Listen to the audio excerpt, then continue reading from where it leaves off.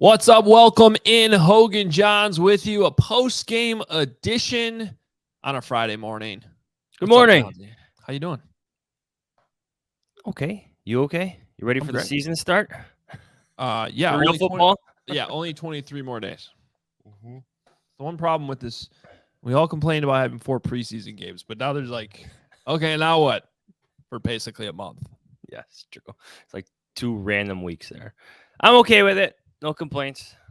Bears look good last night. They look, I don't know. They look like They look confident. They look competent though. Yeah, confident. Yes. They look better coached than the Seahawks. Though. I think the Seahawks look awful. A lot of penalties. Ugh. I don't know. I wrote some things down that I think that matter. Because you got to sort through a lot of things that don't. Right? That's the fun of the preseason. Where to draw that line? There's a lot of lines to draw with various things that happen in preseason games. There's like 95% of that game doesn't matter. But I think there's like some things that actually do. So welcome in. Hoge Adam Jahns with you. Follow us on Twitter at Adam Hoge, at Adam Jahns. You can read Johnsy on The Athletic, theathletic.com/Hoge Jahns. I am at CHGO. You can find that at allchgo.com. As we mentioned earlier this week, Obvious Shirts has us completely stocked again in our Walking Bear hoodies, hats, the whole deal. Make sure you check all of that out. We appreciate everybody watching. You can find us on YouTube. If you're just listening to a podcast, find us on YouTube. Hit subscribe. Hit that like button. If that's the way you consume the podcast, we appreciate you. And the OG still listening as a pod. We love and appreciate you very much. Please rate and review the pod. This is our first kind of real post-game episode of the season. For those of you that might be new, we knock these out after every game. Because of the night games, sometimes we wait till the morning, just the way things work. And especially like West Coast games. Although that actually started at 7 o'clock. Which is fine. Should we start with the broadcast? Oh my God. We'll save that for the end. The funny thing about that is like everybody loves Dan Orlovsky and Louis Riddick. I do. This is like separate analysts. Yeah. But together, we'll see. It's the preseason for everybody, Adam Hoge. Yes, but when you zoom in on a shot of Aaron Clark and call him the GM, well, that's not on either of those guys. No, it wasn't Steve on. Levy. No, and I don't even put it all on Steve Levy because the truck clearly had that shot. That was from pregame. Yeah. Right? Like, it was like when we cut to the GM, this is the shot we're showing. So someone down there did not know who the GM was. But then I'm not letting Steve Levy off the hook because he said over and over again how they talked to the GM before the game. Maybe he didn't see the full clip there.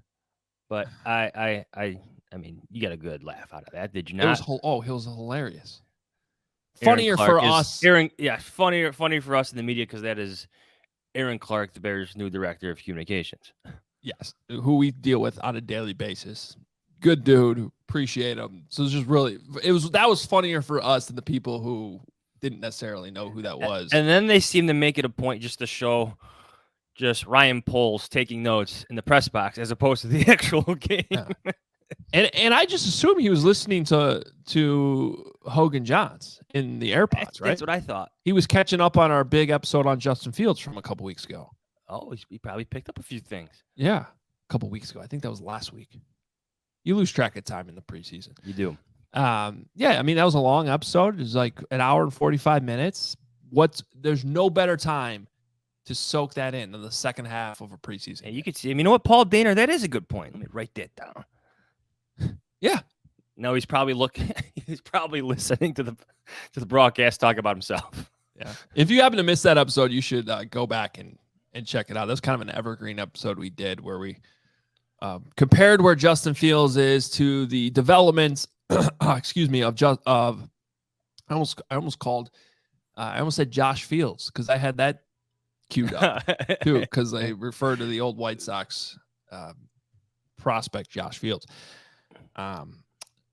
Josh Allen There you go. Justin Herbert, Joe Burrow. I think I think I've heard of those players. Yeah, those You are correct. The brain's a little slow this morning. You successfully got. Let me take a sip of coffee here as I went to bed at 2 a.m. last night. I'll take one with you. Oh, same cup.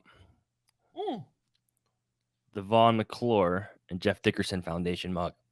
Yes, miss both of those guys dearly. But they gave us a sweet mug earlier this summer. That's kind of crazy. We're both drinking out of it. All right, that was not planned. I'll give you something that matters, okay? The Bears have a returner. Velus Jones Jr. He looks legit. Now, I know he fumbled the opening kickoff. I'm going to give him a one-time pass on that. He runs hard. He runs like Cordell Patterson. He's definitely a run-through-you guy, not around you, okay? He's a one-cut-and-go guy. And that was the first time he tried to run through somebody at the NFL level and lost the ball for a second. The Bears didn't lose it. Now, obviously, you can't do that in a game when it matters. But from that point on, I thought he looked really good. Way better than anybody else the Bears have been putting out there as a returner. Fast. Really. Yeah. Oh, Ebner had a good kick return. I would say in things that matter, seeing Velus Jones Jr. do what he did yesterday, seeing Elijah Hicks recover a fumble on Bears special teams, which is almost turning into a good hashtag for you now, is it not? Yeah, as long as we ignore the last 5 minutes of the game. It's the preseason. Well, you should. If you're drawing lines anywhere in the preseason, I don't think Richard Hightower is he's probably leading with those plays at the end that were terrible. I was by that point last night, I was already back to rewatching the first drive of the Bears, and Kevin Fishbane is texting me, "Oh, that's not a good series for Tuggle." I'm like, dude, I'm not writing about Tuggle. It sounds mean, but you have to draw lines somewhere, including in your coverage. But for the Bears rookies, even like Jack Sanborn, let's include him. He's making every special teams tackle there is. Yes. You're getting production out of this rookie class, whether it's Kyler Gordon, Jaquan Brisker, Braxton Jones. Then you have the young guys in special teams. So Ryan Poles, with his headphones, listening to the Hoge Jahns podcast, the press box, should feel good about his rookie class. Well, yeah, I think he should. And I think there's a difference, though, when it comes to returners between, and there's only very few, and we don't know this yet about Velus Jones, but there's, I feel like there's plenty of returners that can get you decent field position on a kick return when you actually get the return, the opportunity to return it. There's very few where you're actually fearing that they're going to break it any given time. And I think you saw in that punt return later on in the game that Velus Jones it just looked a little bit different, didn't it? Yes, it did. Yeah, that's what they build faster. Yes. Yeah, that's just what I'm saying. He's got a little bit different ability than everybody else. I think the Bears have other guys. I don't know that they have another punt returner though. Punt returner is a different animal. You got to have instincts. You got to know when to fair catch and not fair catch. A lot of guys can catch it, at the 1 yard line on a kick return and get to the 30. I think finding that punt returner, though, was big, and I liked what I saw from Velus Jones. So this is stuff you got to kind of concentrate on in preseason games. What did you think about Teven Jenkins? He was fine. Wasn't perfect early on, but I would continue with this if I'm the Bears. Yes. Would you not? I'd put him Saturday at practice. I have him on the first team at right guard. Yes, Saturday at 3:30 because preseason keeps changing our schedule, right? Yeah, why'd they move that? Just because they realized they were coming back from the West Coast and everybody would still be tired tomorrow morning? Probably. That's what I thought. I don't know. Yes, continue with it. And I would continue with Larry Borman, right tackle. I know you gave Michael Schofield some money. I know you gave Riley Reef some money. But I think both of them showed you against the Seahawks, against the starting D-Hawks, starting the defense. The D-Hawks. They were more like the D-Hawks. The D-Hawks defense. The D- Hawks. You get my point. They were more than capable. They looked more than capable. I think there's a couple snaps that they don't like. They won't like it all where they got beat. But for the most part, good performances by them. I agree. I think, and there was a clip going on on Twitter of like every snap of the first drive and how much. Oh, that was from Warren Sharp. That was really misleading. A little. Don't you think? Yes. One little vent about that because I'm glad Jeff Schwartz kind of dunked on him for that. Like one was. I didn't even see that. Did he? The first one was a screen. Yeah, the first one was a screen. Up 12 yards. I want to say the third one was a blitz where if Fields doesn't panic a bit, probably could step up and complete a pass. I thought he could escape to. I thought he could have gotten out to the right, and he didn't even look that way. So I want to put that one on Fields a little bit because they ran those guys out. There was a pocket there, and then like you can't show a play boot to the left where he's got nobody around him for like 3 seconds. Yeah, that does not count. Look at all of he's so under pressure as he's literally the only person on the screen. Literally tips the ball. Like if you want to give anybody credit for that play, give the secondary for apparently having guys covered. Yes. Or maybe be like, oh no, nobody's getting open for him. Now you have a better argument, but no. Yes. Yeah, that was just a weird video. I saw one on that drive. I thought Teven got beat once in pass protection. Yes, he did. That's but the one snap I was talking about. Yeah, he still got enough of his body on him to allow Justin to escape. So to me that was a loss, on the rep. But he still didn't get his quarterback sacked there. Yeah, another vent on tweets like that. They always lack context. Yes, always. Like, yes, the Bears' offensive line has question marks and concerns. I understand that. Maybe talent deficiencies. But you had a former second-round pick playing his first game at the NFL level at guard. After practicing there, like, just twice. He moved to the position on Monday. Yes. And not even with full pads on. That's the context that you miss. Or that you have your backup center in there, where your Lucas Patrick is on the sideline with a soft cast on his wrist. Mm-hmm. That's the context that you miss with tweets like that. The third thing I had written down is just something that matters. And I kind of keep coming back to this, but I'm glad it keeps stacking, like whether it's practices or games. I'll say this again. I like the scheme. I like the offensive scheme. I don't know how talented they're going to be. I don't think it's always going to look pretty, but it's fitting Justin Fields' strengths. It's doing things that we were screaming on this podcast about doing the last 3 years. More boots, more play action. The tight end screen is one of my favorite plays in football. So the fact that they ran that last night, I was like, yes. And the first play from scrimmage for 12 yards where Colton runs through a tackle. I have 2 words that I wrote down yesterday that I think embody what the Bears defense, Bears offense is becoming. Josh Fields. Thank you, whoever tweeted at us right away. Yes. I was happy to retweet that as well. You should have pulled that for the Although it wasn't Kyler Filler, it was Kyler Fuller. Yes. Was there a filler there? I can't remember, but yes. Anytime a broadcaster mispronounces a Bears name, please send it to us. You know we're taking note. Hey now. Sorry. You good? We're trying to we didn't have things queued. Kendall Fuller is best when he's off and can break on the football. There we go. Got one more? I thought it did, but it's not playing. I don't know what's going on here. No, don't care. Okay. All right. Mitch is playing. Mitch plays Saturday. Anyway. By 2 words. 2 words. Competent and functional. That was 3 words. I used and. Okay, smart Alec. I should have said smart ass. That would have been fine too. It's a podcast. All right, so 2 words, Aaron Rodgers.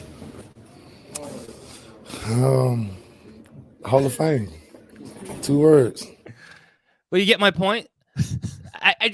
You're watching them and you know it's not going to be perfect, but they're going to be on the field a little bit longer. Like maybe there'll be a decrease in 3 and outs, and that in itself is progress. Maybe they go 6 and out. Maybe they go 5 and out or something like that. But they'll gain some first downs just based on the scheme. Functional. Fields looks comfortable. Cole Kmet will have some production. I believe that now. Yeah. I agree with you. a lot of things that I was hopeful about in the preseason. And I understand that like our bar is low here. I mean, the fact that you just said, yeah, maybe they'll go 5 and out instead of 3 and out. You know, like we are fully recognizing the bar's a little low here.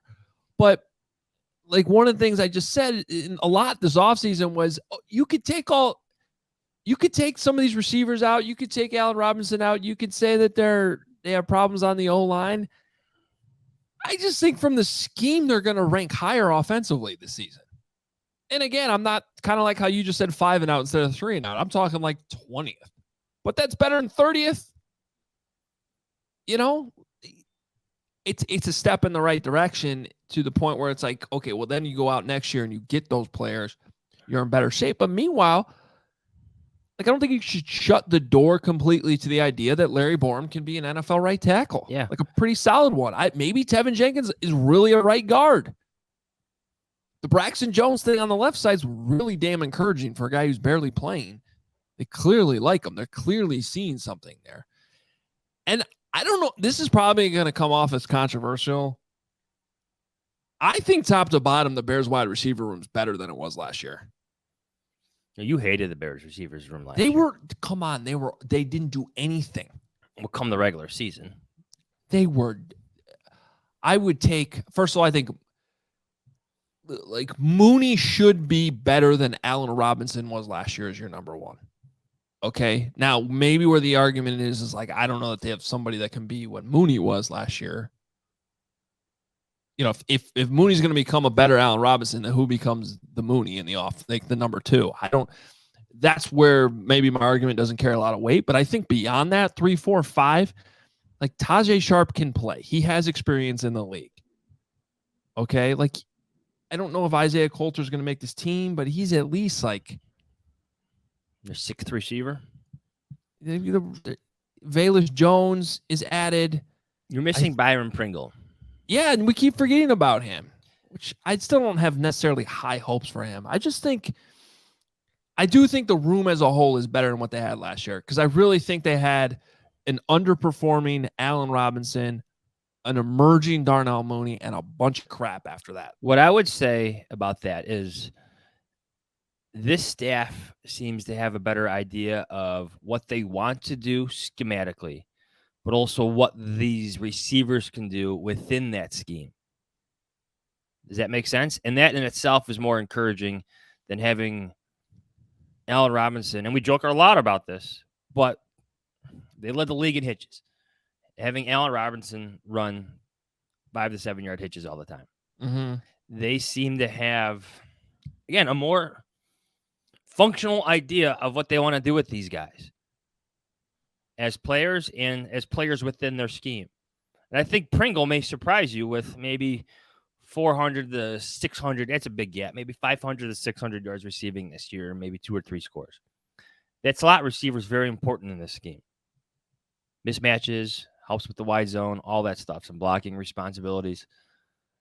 I want to see what this offense looks like when he's back and fully running. I'm not sure when that's going to be, but let's not forget he was one of the he's going to serve a role in this offense. All right. How much stock do you put in just the fundamentals and effort? Basically the hits principle in preseason. I mean, how much stock are you putting into that? Because it's been a theory of mine. I think we've seen the buy-in that I've been saying that I think that that's going to turn into a 2, maybe even 3 unexpected wins this season. Just based on that. It's the NFL. And if you play, like you said earlier, the word functional, like you play that way, you're gonna steal a win here and there. And I do think that you're seeing that in these preseason games. We talk about the Bears, they're not committing penalties. They really they're I hate to say it, but like they're playing harder than the other teams. But the problem is it's the preseason. how much is that going to really translate when it's all the starters out there who are going to play hard once the regular season starts? I'll give you one play. I don't know if it's a good example. What's his name? Travis Homer, the running back? Yeah. When he breaks that 33-yard run, missed tackle by Kyler Gordon, by the way.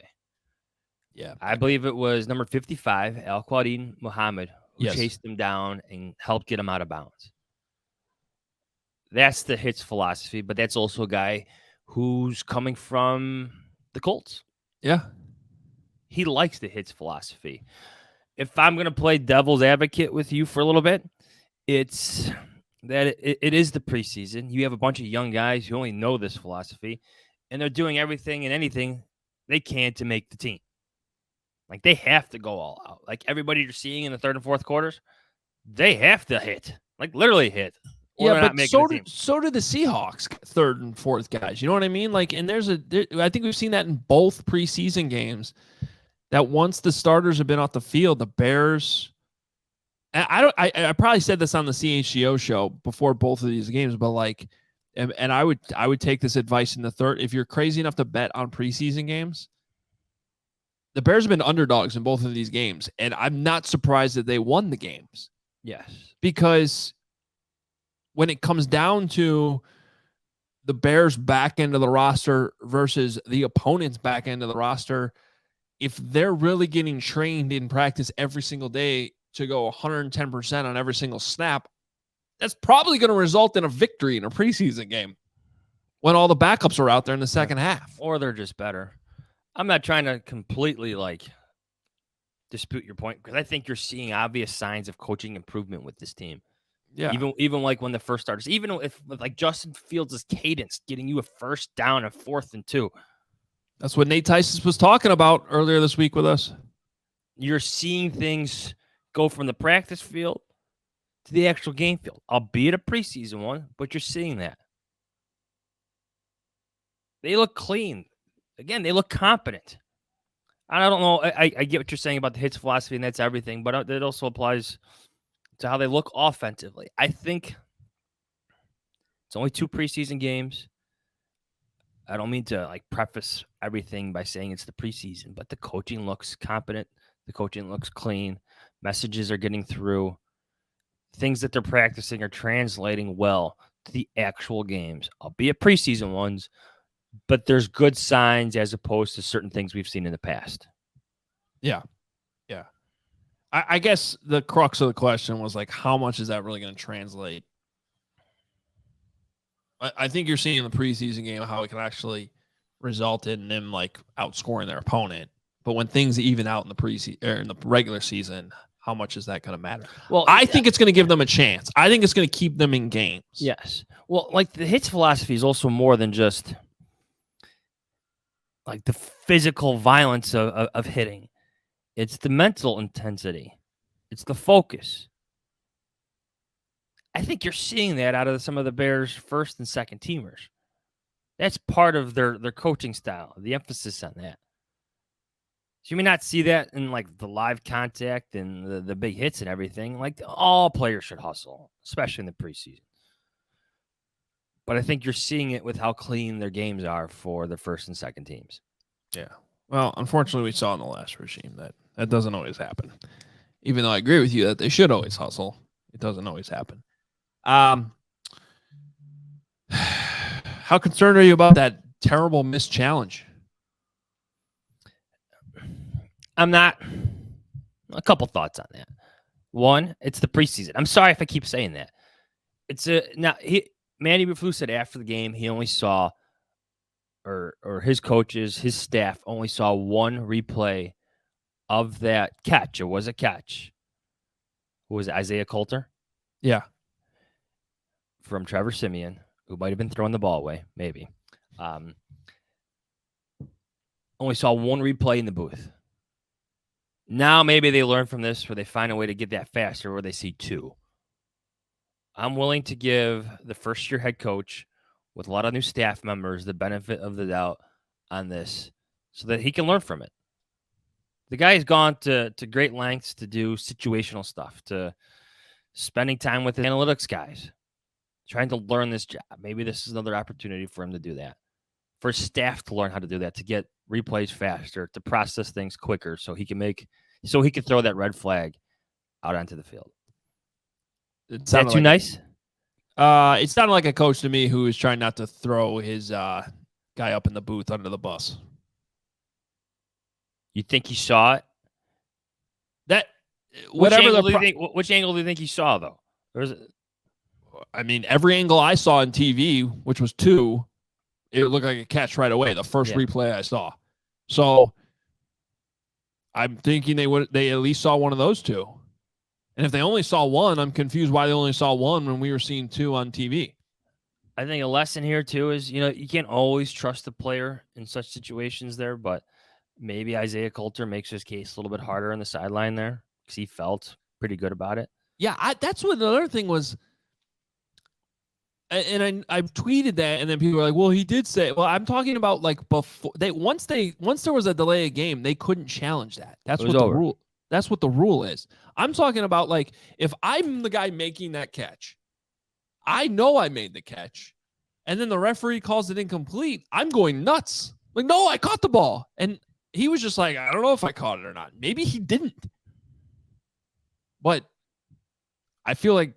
Usually as a wide receiver, when you get your hands on the ball. Yeah. So I actually don't put that on Eberflus a ton because I think it was like I was surprised when I saw the replay and saw that it was a catch. Yeah. So that's one where even down there on the sideline, even though it was on the Bears sideline, I don't blame him for not seeing that and challenging it on his own.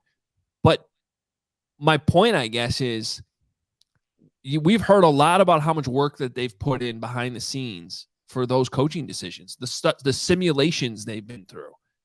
So there was a breakdown in the video upstairs, in my opinion, and whoever's the one making the call down that says to challenge that, I think made a mistake. Well, then I'm willing to give that person the benefit of the doubt.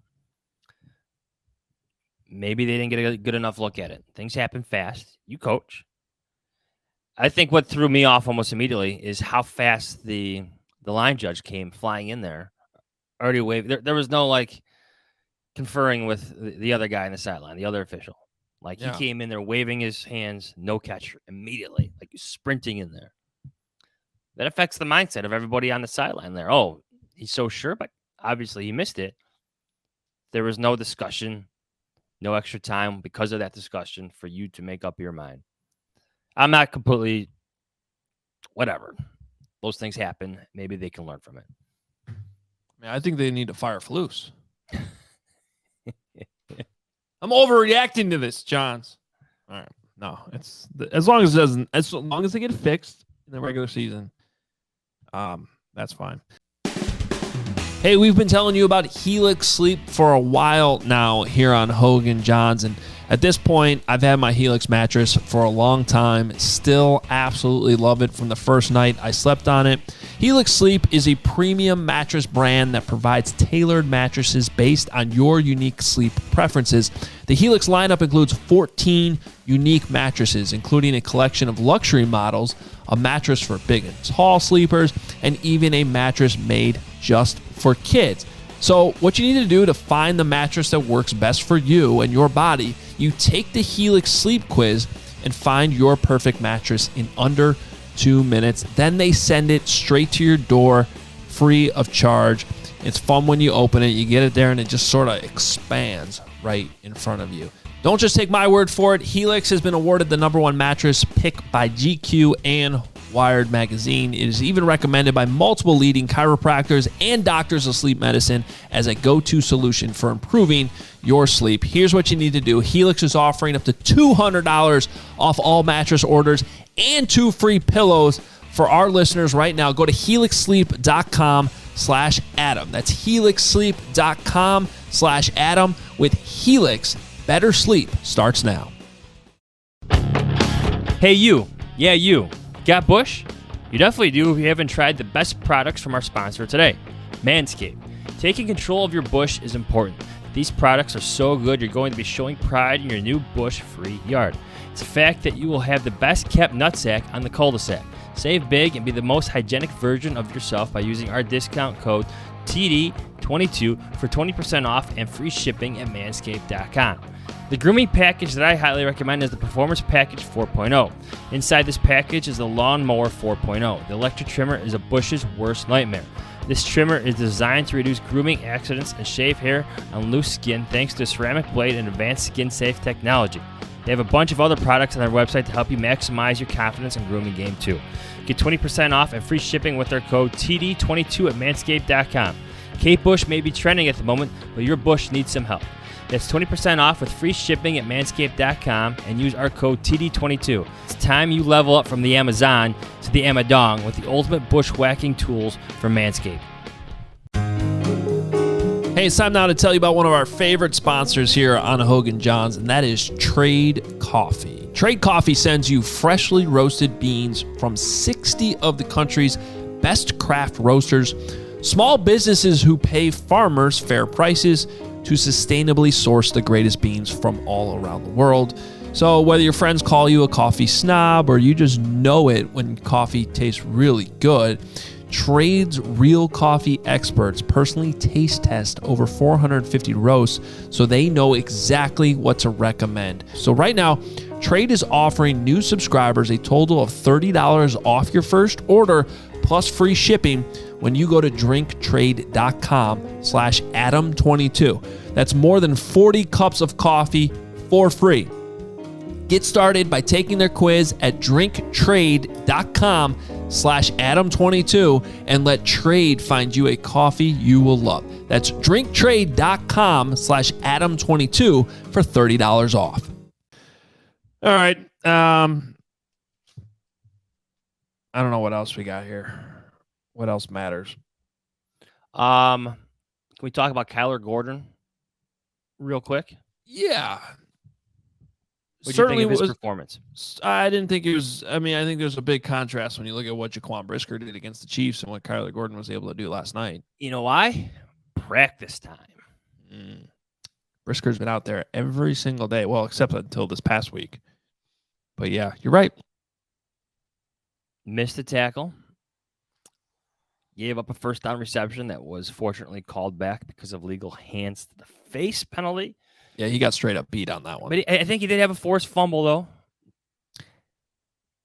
You're talking about when he came in with the peanut punch? Yes. I think the replay showed that he actually didn't pop the ball loose. The ball came out later, and the guy was already down. Oh, Eberflus seemed to be certain it was a forced fumble. Oh, yeah, I didn't think. Once we saw the... Yeah, somebody got to get Flus some replays, man. Yeah. Okay. Now you might be onto something. But yes, Kyler Gordon's performance was not like Jaquan Brisker's, but that's okay. The lack of playing time felt noticeable as he played. Like the lack of practice reps felt noticeable, I should say. Yeah, I think that's fair. And so you'd like to see him, I don't know. Yeah, put him on the list of guys that need to play next week. What do you think they're going to do against the Browns? Play into the second quarter. You think so? Yeah, 15 to 20 snaps. That's what I would like to see. The thing I keep coming back to is Monday's Luke Getsy press conference when he straight up said that Fields needs the game reps. And then the next day, the head coach says, yeah, he's going to play 6 to 10 plays. That immediately, I was thinking, okay, that's only because it's a short week. They're going to play these guys more in Cleveland. Yes. But then I just wonder because I think they're probably happy with what they've seen so far in these games, even though it's only resulted in 3 points with the starters at this point. Because I think the operation's been good for Fields. And the schemes are going to be vanilla. You don't know what the Browns are going to do. I feel like they've been blitzed a lot, the Bears. Yeah, there actually has been more of that. But there's a difference between blitzes and mixing up coverages on the back end. It's true. No, the blitzes are still good work for Fields. But a lot of times you see blitzes in the preseason because teams play more man in the preseason because they want to evaluate these players on an island. They're still going to see man in the regular season. Let's not like. True. I'm just They may disguise things differently, like split it. But would it completely surprise you if on Thursday this coming week, Flus comes out and goes, "We're not playing our starters"? Yes, see you actually, September 11th. It would surprise me. Okay. Because Matt Eberflus strikes me as the anti-Matt Nagy, where he wants to give these players work, where he actually sees some old school value in the preseason. Whether it's callousing your players, getting guys like Teven Jenkins more reps on the field with the Justin Fields and his cadence, sees actual tangible value in that against another opponent, especially if they're not doing, like if they were doing joint practices, it's different. Yeah. It's a lot different. But they're not. I think there's value, or he sees value, tangible value in having Justin Fields take some snaps. Albeit maybe he just gives him a series. Say Justin Fields leads like an 8-play scoring drive. Touchdown, back of the end zone, Cole Kmet. I'd pull him. Yeah. I'm with you, though. I think they need to play.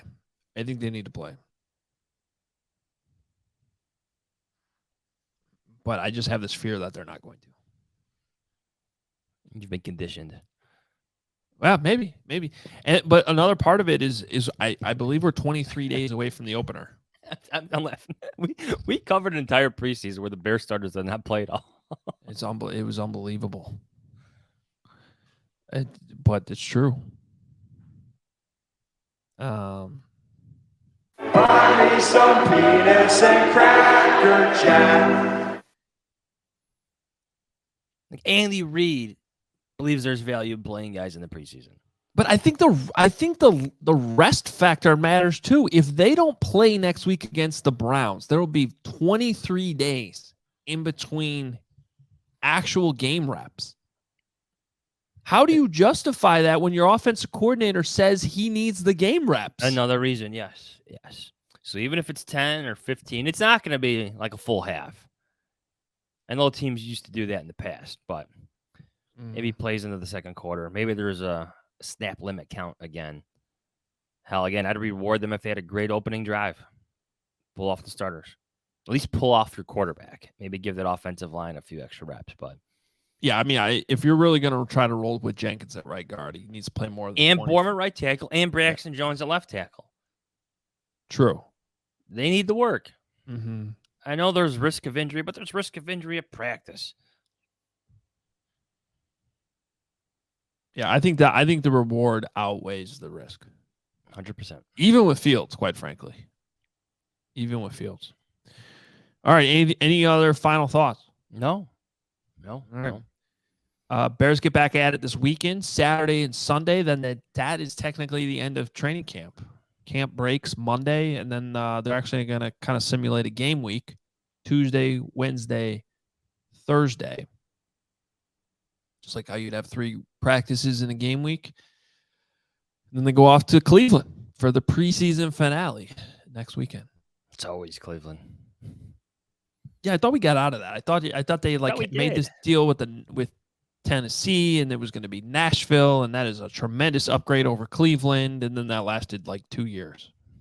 And now back to Cleveland. We went to Nashville last year. Yeah. It's a nice barbecue. Yeah. Why do I almost forget that trip? It was really hot. I remember that. It was very humid. Yeah. I think Pat Finley had some back sweat walking over that The bridge. After some good Acme barbecue. Correct. I love good that memory. place. I love that place. I don't remember the game at all. I could not tell you one damn thing from that football game. Was that the last preseason game? I'm trying to. My memories of the Bears and the Titans preseason is Cam Meredith. Yes, that was the first time we went there. Blowing out his knee. And a Mitch Trubisky touchdown bomb, too. No Tanner Gentry. How many of our listeners named it right there? God bless him.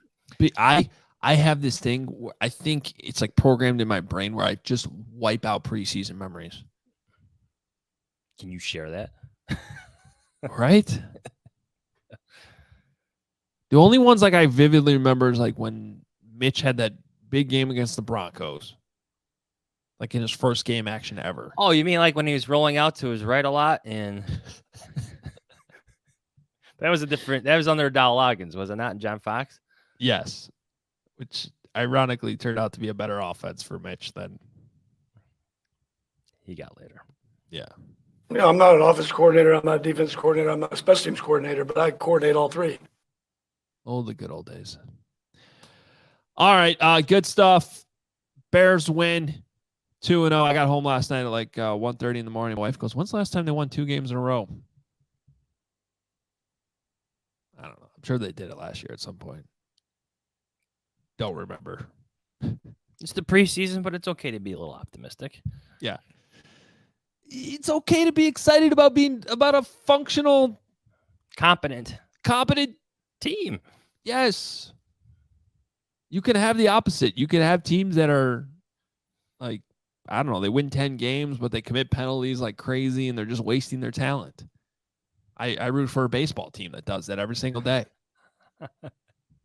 And you guys thought you guys were over the hump there for a bit. Oh, I didn't. I No? did not. I was not drinking the Kool-Aid Tuesday night when they won the set. I mean, it was fun. 2 good comebacks coming from high. I'm still sitting there. I go, this team has no chance to beat the Astros in the playoffs. No chance. Instead, what you're getting is little kids on the field. Yeah, that kid, I think, ruined all the momentum. Yes. From the moment that kid ran on the field, everything's been awful. Yeah. Where are his parents? I have no idea. Do you know I went to that game yesterday? Oh, you did? With the kid? Oh, you did. Yes, I saw that. Oh, yesterday in the afternoon. Yeah. Because I knew I had to drive downtown for our pregame show. And I was like, well, if I leave at 3, 4 o'clock, it's going to take me 2 hours to get down there. So why don't I leave at like noon and go to the baseball game? It's a beautiful day. That was a terrible decision. I did see the Blue Angels, though, driving in. Yeah, that's cool. The Kennedy was a parking lot because everybody was watching the Plains. But we went to a Cubs game. I took my family to a Cubs game last year on Air and Water Show practice day. Yeah. And the Blue Angels were going right over Wrigley. It was awesome. Our boys were really into it. Yeah, I don't know why they didn't buzz the White Sox game. They usually do. They went like off to the side, but they didn't. I don't know. White Sox don't deserve it, I guess. Yeah. Fair the enough. kid was the show. That was 2 days ago.